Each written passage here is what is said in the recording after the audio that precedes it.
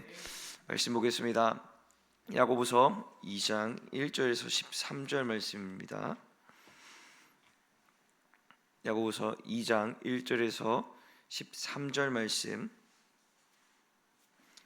제가 가진 성경 신약 372페이지입니다. 야고보서 2장 1절에서 13절 말씀입니다.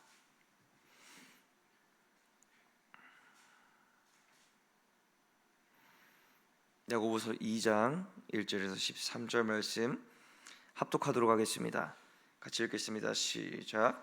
내 형제들아, 영광의 주 곧 우리 주 예수 그리스도에 대한 믿음을 너희가 가졌으니 사람을 차별하여 대하지 말라.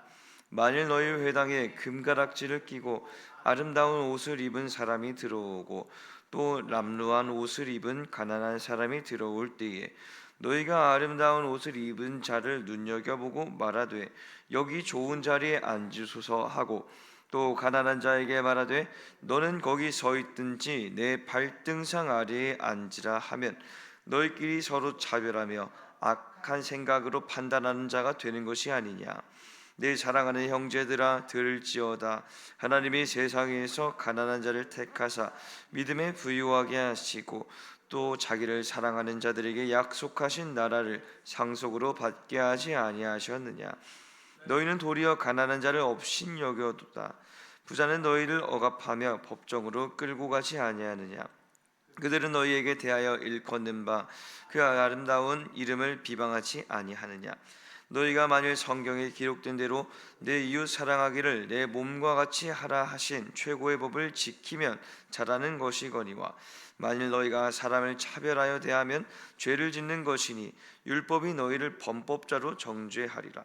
누구든지 온 율법을 지키다가 그 하나를 범하는 모든 범한 자가 되나니 간음하지 말라 하신 이가 또한 살인하지 말라 하셨은즉 내가 비록 간음하지 아니하여도 살인하면 율법을 범한 자가 되느니라.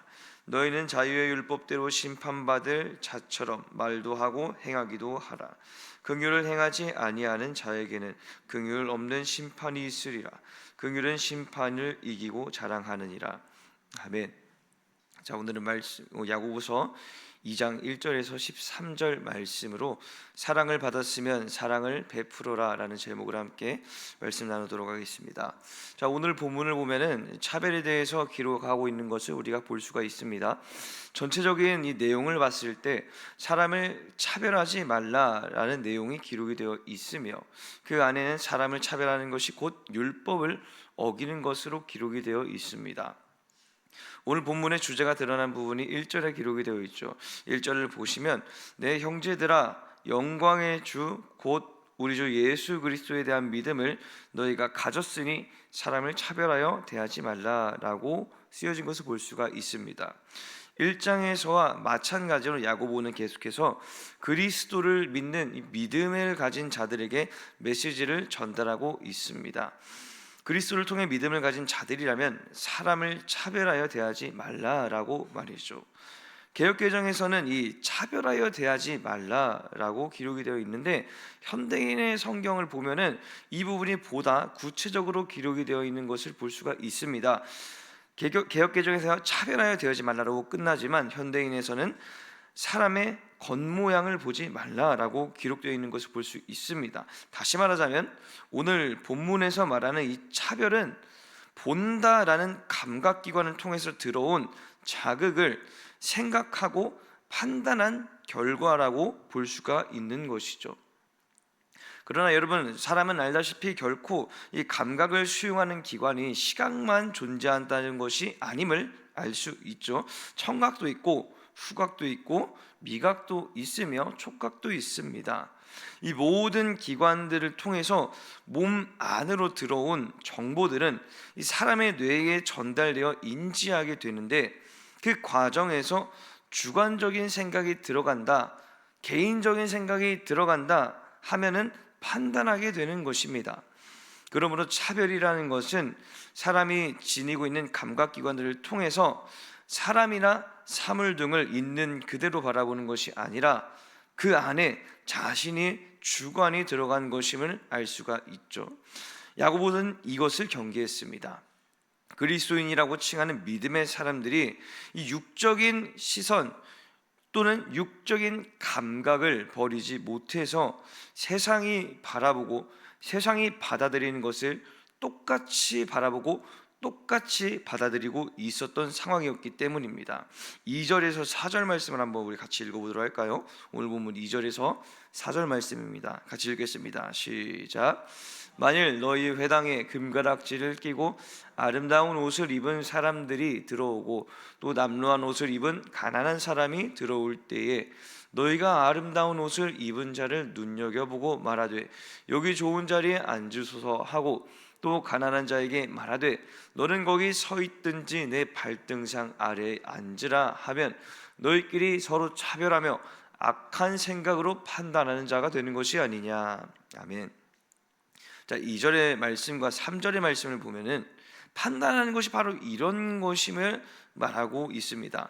2절을 보면은 회당에 금가락지를 끼고 아름다운 옷을 입은 사람이 들어오고 남루한 옷을 입은 가난한 사람이 들어온다라고 말하고 있습니다. 이것은 있는 그대로의 상황이죠. 보이는 모습 그대로를 기록하고 있는 부분입니다. 그리고 3절을 보면 어떻습니까? 이들에게 대한 태도가 기록이 되어 있죠. 이 모습을 보고 사람이 판단해서 완전히 다른 태도로 대하는 것을 3절에선 기록하고 있습니다. 아름다운 옷을 입은 자는 좋은 자리로 안내하는 것을 볼 수 있죠.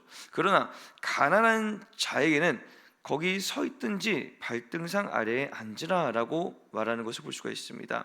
이들에게는 자리조차 허락되지 않았던 것이죠. 아무데나 서 있든지 아니면 발판 안에 앉으라라고 말하는 것이 이 3절의 말씀입니다. 여기서 하나 더 봐야 할 점은 무엇이냐? 2절 앞부분을 보면은 이와 같은 상황이 일어난 장소가 기록이 되어 있습니다. 바로 회당이죠. 오늘날로 말하면 교회에서 이런 일이 일어나고 있는 것입니다. 예수님을 믿는다고 말하고 믿음이 있다고 말하는 자들이 이 세상의 사람들과 비교했을 때 별반 다를 것이 없는 행동을 하고 있었던 것입니다. 가난한 자, 연약한 자, 사회적인 약자에게 먼저 찾아가서 그들과 함께 하셨던 예수님의 모습을 교회 안에서는 찾아볼 수가 없었던 것이죠. 그러므로 야고보가 이들을 향해서 뭐라고 말합니까? 4절을 보면은 판단하는 자라고 말하고 있습니다. 사랑이 있어서 서로를 보듬어야 할 이 교회라는 자리에서 서로를 차별하며 악한 생각으로 판단하는 자가 믿음의 사람 안에서, 교회 안에서 존재하고 있었다는 것이죠. 여러분, 오늘날 우리의 모습을 한번 비교해 보십시오. 판단하는 것은 순식간에 우리의 생각과 마음으로 들어오게 됩니다. 오늘 본문과도 같이 교회 내에 값비싼 옷, 아름다운 옷을 입은 사람과 그렇지 못한 사람을 바라보며 판단할 때도 있으며, 외적인 부분, 이런 외적인 부분뿐만 아니라 성격, 성향 등을 통해서도 판단할 때도 있습니다.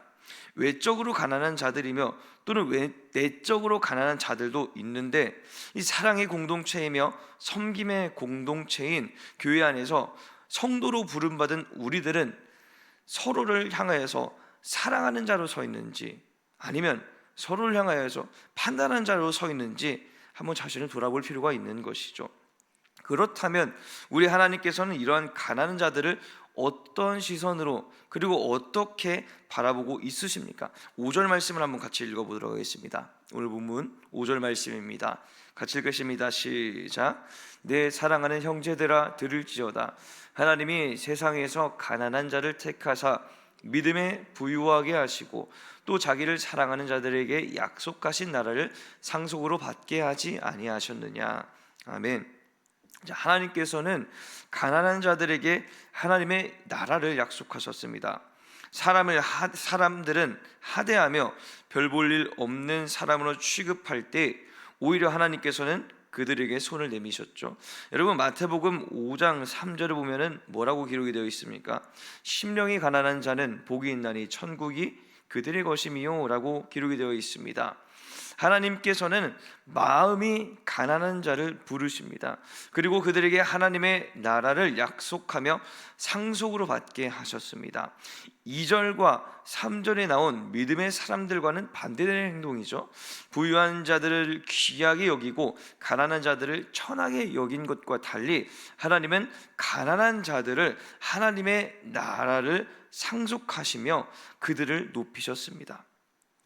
여러분, 이제 우리에게 회복되어야 할 것은 무엇입니까? 바로 하나님의 마음입니다. 하나님께서 가난한 자들을 향해 하나님의 나라를 약속하셨습니다. 우리 또한 하나님의 뜻을 헤아릴 줄 알아야 하는 것이죠. 물론 이 말이 가난함이 부유함보다 우선이며 가난해지라고 말씀드리는 것은 아닙니다.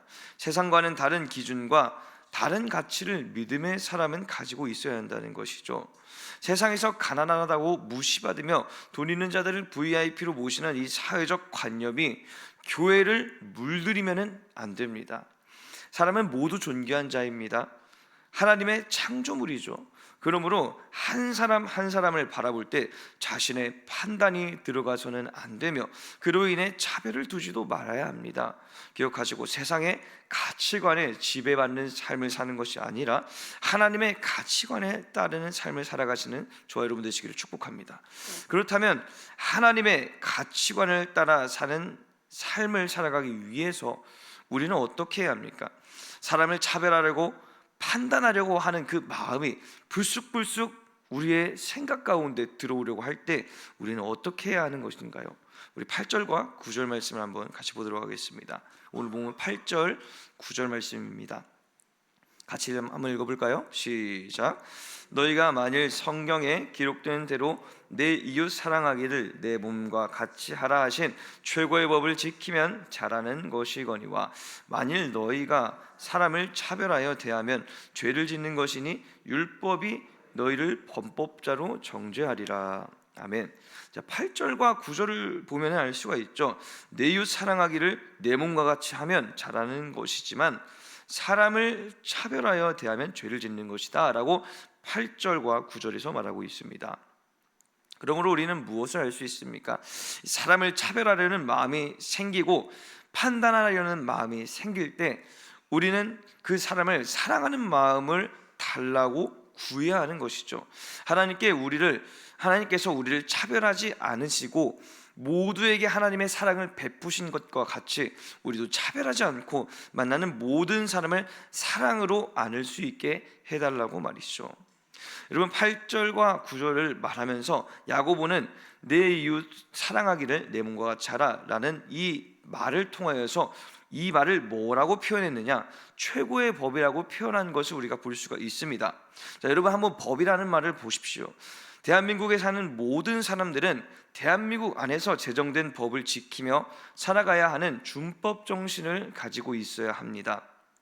어떻게 보면 이러한 법이 사람이 자유롭게 사는 것을 제한하는 듯 하나 오히려 그러한 법을 통해서 법을 지킴으로 말미암아서 사람이 진정으로 사람다운 삶을 살 수 있도록 도와줍니다. 오히려 법이 있기 때문에 더 나은 자유를 누릴 수 있게 해주는 것이죠. 마찬가지입니다. 믿음의 사람이라면 내 이웃을 내 몸과 같이 사랑하라 라는 법을 지켜야 하는 것이죠. 법을 지킨 사람은 지금 당장 자신이 손해보는 것과 같은 불편함을 감수할 수도 있습니다. 마치 그렇게 느낄 수도 있는 것이죠. 그러나 이것을 통해 분명히 법을 지킴으로 말미암아 그리스도인다운 삶을 살아갈 수 있게 하는 것입니다. 반대로 사람을 차별하면 또는 사람을 판단하면 사람을 정죄하면 법을 위반하여 범법자가 된다고 했죠. 당장은 사람을 판단하고 차별하는 것이 내 마음 가운데 편할지 모르나 그것이 믿음의 사람이요 예수님을 닮아가려고 애쓰는 사람을 무너뜨린다는 것입니다. 그러므로 우리는 어떻게 살아가야 합니까? 12절과 13절 말씀을 같이 한번 보도록 하겠습니다. 오늘 본문 12절, 13절 말씀입니다. 시작. 너희는 자유의 율법대로 심판받을 자처럼 말도 하고 행하기도 하라. 긍휼을 행하지 아니하는 자에게는 긍휼 없는 심판이 있으리라. 긍휼은 심판을 이기고 자랑하느니라. 아멘. 자, 12절에서 자유의 율법이라고 말하는데 이는 8절에 기록된 내 이웃을 내 몸과 같이 사랑하라라는 이 최고의 법을 일컫는 말입니다. 이 법대로 심판받을 자처럼 말도 하고 행하기도 하라고 말하죠. 어떻게 이렇게 행할 수가 있습니까? 바로 13절을 보면은 중요한 단어가 나옵니다. 긍휼이라는 말이죠. 긍휼히 여기며 긍휼을 행함으로 12절과 같이 살 수 있는 것입니다. 이웃을 전심으로 사랑하는 자에게는 이웃을 긍휼하게 여길 수 있는 마음을 가진 자들인 것이죠. 가난한 자들에게 자비를 베풀 수 있으며 차별과 판단의 대상이 아닌 것으로 바뀔 수가 있는 것입니다. 그러므로 이웃을 사랑하며 긍휼을 베푸는 자에게는 심판의 때가 왔을 때 심판이 긍휼함을 이기지 못할 것임을 말하고 있는 것이죠. 이들은 비로소 야고보가 말하는 최고의 법을 지키는 자들이며 비로소 하나님의 사랑을 받은 그 자들이 이웃에게 사랑을 물려주며 진정으로 하나님께서 원하시는, 하나님께서 바라시는 그리스도인의 삶을 실천하는 사람들을 말하는 것입니다. 자, 이제 말씀을 정리해 볼까요? 다른 사람을 바라보며 판단하고 정죄하고 차별하는 것, 이것은 쉽습니다. 왜냐? 세상이 그런 기준을 갖고 흘러가고 있기 때문입니다. 아무것도 하지 않으면 저절로 우리는 우리보다 못하다고 생각하는 사람들을 평가하고 비하합니다. 그러나 믿음의 사람의 행보는 정반대입니다. 먼저는 하나님께서 가난한 자들을 향해서 은혜와 자비를 베푸셨죠. 진정으로 하나님을 사랑하며 하나님의 마음을 알아가려 하는 자들은 가난한 자들을 위해서 일하시는 하나님의 은혜를 볼 수가 있어야 하며 그리고 행할 수 있어야 합니다. 그 원동력이 되는 것은 무엇입니까? 바로 하나님께서 주신 사랑, 그로 인한 긍휼의 정신입니다. 이제 우리는 하나님의 사랑을 받은 자들로서 사랑을 베풀 수 있어야 합니다. 서로를 바라보며 가난하다고 생각되는 자들, 불쌍하다고 생각되는 자들을 판단하고 정죄하는 것이 아니라 그 사람들을 긍휼히 여길 줄 알며 그것을 통하여서 우리는 판단하고 정죄하는 공동체가 아니라 서로를 향하여서 보듬어주고 섬기고 사랑으로 안아주는 사랑의 공동체가 되어야 하는 것이죠. 이 말씀을 기억하시고 오늘도 하나님의 말씀을 알아, 하나님의 뜻을 알아, 그 말씀대로 뜻대로 실천하며 행하며 살아가는 저 여러분 되시기를 주님의 이름으로 축복합니다. 기도하겠습니다. 우리 공동기도문 같이 읽도록 하겠습니다. 우리 같이 화면을 보며 읽겠습니다. 시작. 은혜로우신 하나님, 우리가 하나님의 사랑을 입어 하나님의 은혜 가운데 살아가게 하심에 감사합니다. 하나님은 하나님의 사랑이 오늘도 우리의 삶을 비추심을 깨닫고 늘 하나님의 마음을 알아가는 은혜를 베풀어 주시옵소서. 서로를 향하여 차별하거나 판단하지 않고 오직 사랑과 긍휼만이 우리의 마음을 지배하여 그리스도인다운 삶을 살아가는 모두가 되게 하여 주시옵소서. 우리를 사랑하시는 예수 그리스도의 이름으로 기도드렸습니다. 아멘.